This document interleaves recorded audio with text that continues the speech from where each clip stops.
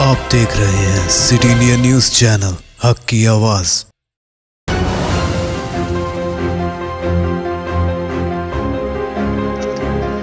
السلام علیکم ناظرین، آپ دیکھ رہے ہیں سٹی انڈیا نیوز۔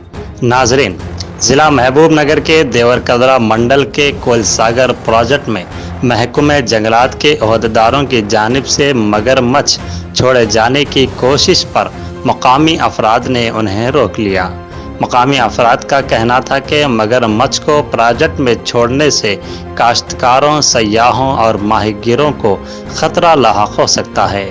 مقامی افراد کی جانب سے رکاوٹ ہونے پر موسا پیٹ میں حاصل ہونے والی یہ مگر مچھ آخرکار جرالہ پروجیکٹ میں چھوڑے جانے کی اطلاع مل رہی ہے۔ بیورو رپورٹ، سٹی انڈیا نیوز۔